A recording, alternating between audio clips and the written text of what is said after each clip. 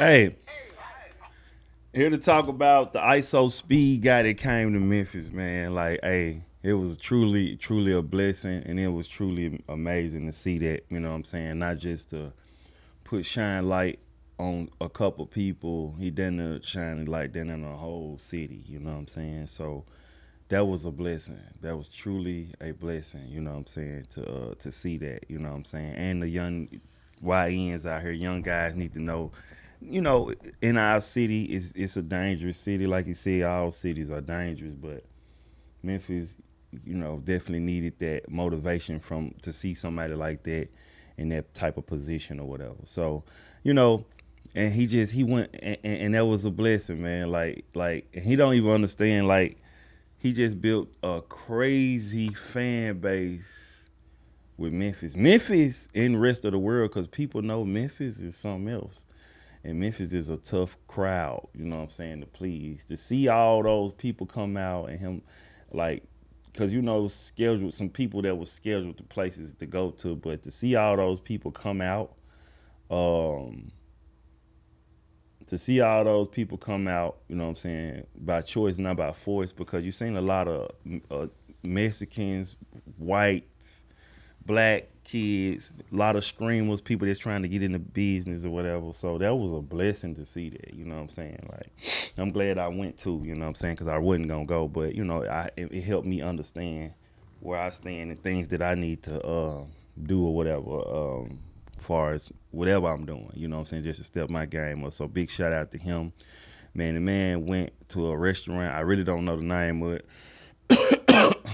um, Pulled over his tour bus, went to a restaurant, and then he ended up pulling up on the Juking crew, which I know of. It's Marcus 901 and Future. I don't really know the other ones because that ain't just my world like that. But yeah, did that dance with them, showed them some love, sit out there with them, and then he went to Stax Museum, which that's in South Memphis. That's a school, a music school. Stax is a music school in Memphis. He went there, and that's right down the street from my mom. You know what I'm saying? My nephews tend there. Nick and Nicarion, they just graduated, by the way. So that was good to see. And then after he left there, he goes to a gas station. This was random. This one part of the schedule. He see a guy in the gas station. Like, what's up, bro? Whoa, man, IShowSpeed. Da, da, da. Hey, man, come with me. We finna go slice the pool. We finna do some slicing. He like, what? What that is? He like, I don't know. He picked a random guy up. They go to East Memphis. He's still in East Memphis, by the way. Man, go get in the pool, man, get the slicing. Memphis got this stuff called slicing when they jump in the pool with all their clothes on. He's jumping in the pool with all his clothes on. He's having the time of his life to the point he's jumping off the roof. Moneybag Yo showed up too. That was dope, you know what I'm saying, to see him, you know what I'm saying, at the end of the day. Yeah, they pulled up, you know what I'm saying? He's slicing the pool. They telling him not to do stuff. He diving off the roof. This little dude is he out his mind, you know what I'm saying? But it was fun to see, you know what I'm saying, in a good spirit of what he was doing or whatever. So they do that. I pull up, it's pandemonium out there. It's crazy. You know what I'm saying? So after he leaves there, he go to Prohibition, across next door to Prohibition. He goes next door to Prohibition, man, and he got scat. I don't know if they were scat packs. He had cars out there. He burning rubber. You would think it was somebody else doing it. He doing it. He burning rubber, going crazy, going crazy. I see a lot of times his producers and his managers have to calm him down because he's a wild boy. You know what I'm saying? Like, he's a wild boy. He want to do everything for his fans and just go to the max for his fans for they can. You know what I'm saying? He really want to go to the max for them. You know what I'm saying? So doing donuts, you know what I'm saying? Then somebody bust their tie and then the police pulled up. The police pulled right on up, you know what I'm saying, and shut the whole situation down. Then after that, he went to Shelby Farms to ride bikes. He had all the kids following him up there. They got drones in the air. This man is like Michael Jackson, bro. I'm not bullshitting. Like, It's crazy how big he is. This is the future. We're looking at the future. AI and stuff like this. This is the future, bro. All them kids, they used to be playing the game, and we like, I ain't gonna mount nothing in their life. These folks bigger than big now. This is a gamer. This is a gamer. You know what I'm saying? Like, this is a gamer that's bigger than any artist came through this motherfucker. Like, for real, for real. Ain't nobody bigger than him. You know, of course, and then the soccer player. He messed with the soccer player real tough in the soccer world, but he do that at Shelby Farms, and then he goes to Smackers. He's hungry again, cause the little dude, I'm telling, he eats, cause he's burning. Like, this dude is walking and running and doing stuff so much, so he go to Smackers. Shout out to Smackers. That was real good for him to go up there, cause that's one of the statement places in Memphis to eat it. When you come, go to Smackers. Make sure you do that. That was, what I'm saying. He was barricading Smackers. You know what I'm saying? And then after he leave there, I think he went. I don't know. I think he went on Beale Street. But I don't know if he went on Beale Street yet. But after that, he go to T at Superiors and get him some clothes. You know what I'm saying? I was up there with him on that part. He was just running around, showing love to the fans and doing stuff and doing stuff. And then he went up Beale Street and went up there with Hype Man. You know what I'm saying? He was on Beale Street doing his little hype white gone, shut me down dance and all this stuff. Like, he really got the Memphis feel, you know what I'm saying? Like, for real, you know what I'm saying? But big shout out to him, man. He did a whole bunch of stuff, show love to the city, man. Big shout out to him. I hope he inspired a lot of people. Then I think he got his hair done on the bus and let some guys come on there and rap on the screen. You know, he's showing love, because guess what? The soccer player gave him, well, was big, but the soccer player showed him some love and did some stuff for him. So make sure y'all check, big shout out to IShowSpeed. He tore the city down. It was a blessing to see it, man.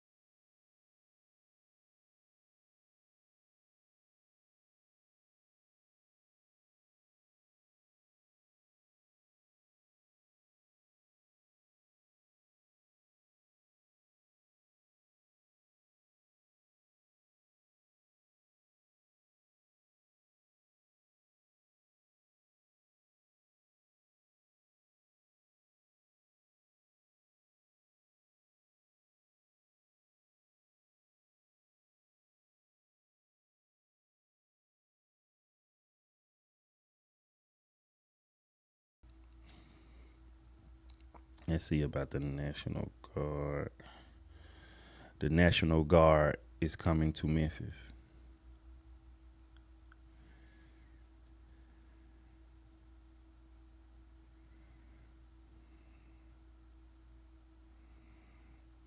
In the meantime, back here in the Mid-South, the big story tonight is the possibility of the National Guard troops being deployed in Memphis to help with the city's crime problem. Yes, President Trump is talking sending National Guardsmen and women to another city. And Yo, listen, hey, I don't know if you know, but hey, I just, looked at it. They said they finna send a National Guard to Memphis. Trump said this personally. He's finna send a National Guard to Memphis.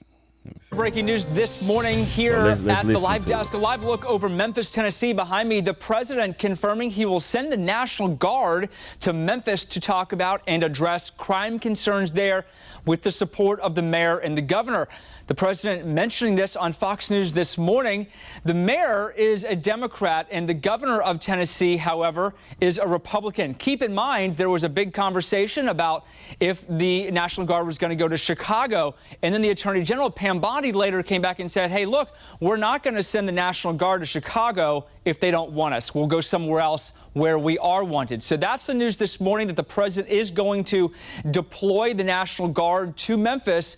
This all follows the crackdown and the takeover of Washington, D.C., where they did successfully see crime rates drop here in the nation's capital, using D.C. as a benchmark, if you will, for the National Guard going in and cracking down on violent crime. So, you heard they're going to send the National Guard to Memphis. Me, personally, hey, man, listen. I know y'all don't want to hear it, but the shit out of hand, man. Young niggas is out of hand, man. They need some order around this joint, man.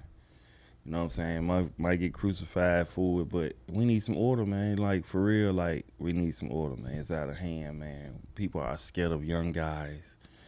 You know what I'm saying? Like, for real, people are terrified of young guys. So I don't think that's a bad thing. Who knows? You know what I'm saying? But it's on the way. It's on the way. So, you know what I'm saying? Like, they are sending it, bro. You can't even, my car got broken in downtown. Not even breaking in the car. They busting your windows out for no reason. You know what I'm saying? Like, sometimes they don't even get nothing out your car. They just brush your windows. Then another thing, motherfuckers will get your car and just joyride in. It ain't even nothing to sell it or nothing, you know what I'm saying? So the National Guard is coming to Memphis, bro. Y'all heard it for your own self. Like, I feel like it's not a bad thing. You know what I'm saying? It is what it is, man. But if we would have cleaned this shit up ourselves, and we all to blame, you know what I'm saying? Laughing at these young niggas, that shit is not funny. The guns and shootouts, that shit ain't funny, man. That shit is not funny. Kids getting killed and hurt. Older people, they ain't got nothing to do with shit. Back in the day, man, motherfuckers had shit going on. I remember being in my projects, bro. Motherfucker, when I was walking down the street, motherfucker used to tell me, niggas sitting on the block with guns. Sitting on the block with guns. They like, hey, little Wicked. Hey, I mean, no, I wasn't Wicked then. They be like, hey, little Tico, Carlo, y'all gone in the house. It's finna be a shootout tonight. That's the type of shit used to go on in my neighborhood. Lamorne on God. Lamorne God, bro. Motherfuckers used to tell us, hey, get in the house. It's going down tonight for the kids and the women and the old people won't get hurt. The niggas that was doing dirt. Doing dirt. So, me personally, the National Guard is coming. Hey, man. Shit need to be cleaned up, man.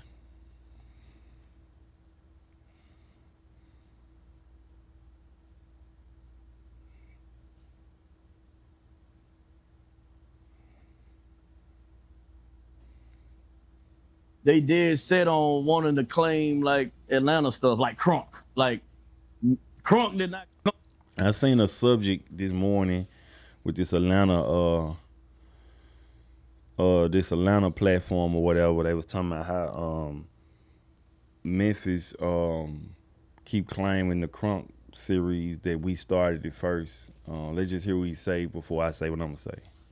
They did set on wanting to claim like Atlanta stuff, like crunk. Like crunk did not come from Memphis. Like, I'm so tired of them saying that. Like, I am so tired. I disagree. I'm so tired of Memphis people saying crunk came from Atlanta in the 90s, early 90s. Yeah. You know what I'm saying? It was from Memphis.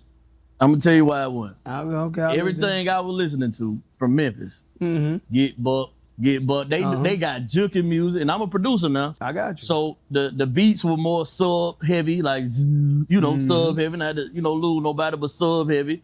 Atlanta production was more 808 heavy, booty shakes, chant and response type of vibe. You know what I mean? If anybody should be saying we kind of took a little, so it should be Miami-based music. No doubt. So let me just say this. I don't know. I'm not super. I'm a Memphian, but I'm not super. I just got in the music business probably 10 years ago. So a lot of stuff I wouldn't know, but I know this part. All get crunk and get buck. Get crunk and get buck.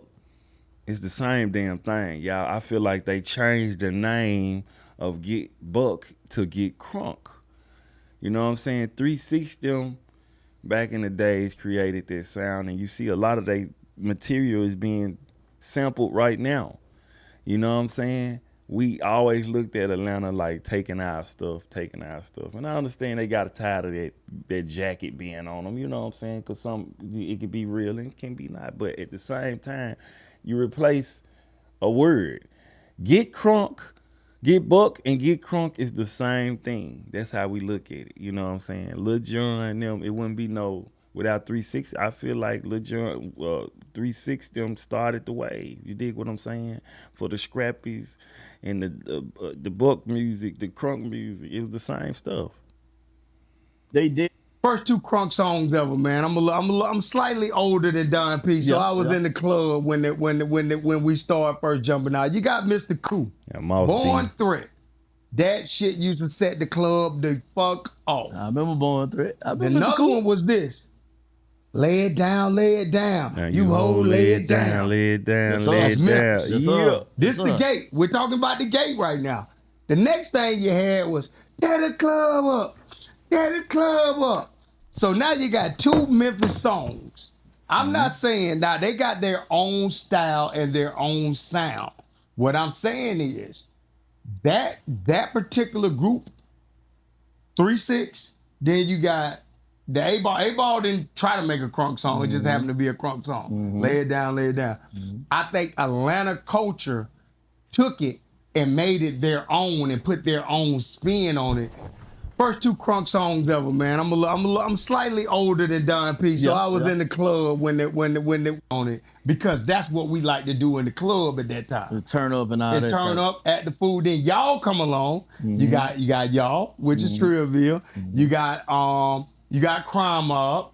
Then look after that, you got Lil Jon. Right. So I think that they had a heavy influence, because only thing we was listening to outside of that, you got to think, the first time I ever seen a nigga get shot in Sharon Showcase, it was goddamn Mr. Big, Mr. Big. They call it. Yeah. That was it. So you had different genres of music we was listening to just underground in Atlanta that actually had an influence on y'all. Yeah, and I can agree with that. It's just the term crunk, I feel like, did not come around until we started doing our crunk, then all of a sudden, oh hey, this the name of our shit. No doubt. Crunk. So now our shit called this is crunk. I ain't never seen now person in Atlanta club history juke to now song. You gotta juke. No crunk song in the club. You know what I'm saying? Everybody gonna it's sample too your crunk. stuff and do your own culture. If it ain't for 666, you don't get a goddamn. That too. But if you get if put like this, John Crunk is more of a rep your city, be proud of your hood. Gotcha. Hey everybody, nigga, we was like, nigga, we'll beat your ass, nigga. Yeah. Nigga, fuck all that shit. You know what I'm saying? Like we were fighting in the club. We made fight crunk music. The nigga that owned the gate said, "You think you tear my club up? You think?" Yeah, but at the end of the day, fool, I just feel like they replace, it is what it is. People can go back and forth with it, but shout out to Atlanta, shout out to Memphis, you know what I'm saying? At the same time, I'm standing on it. Memphis been standing on that for years. It's been a silent lit differences with Memphis and Atlanta, you know what I'm saying? That we, I feel like they took it and made it better. Simple as that. We up out of here. Shout out to 3-6 Mafia. Shout out to Duke Deuce. That's why he exploded so fast, because people was missing that sound at the time, you know what I'm saying? But big shout out to that. We up out of here, bro.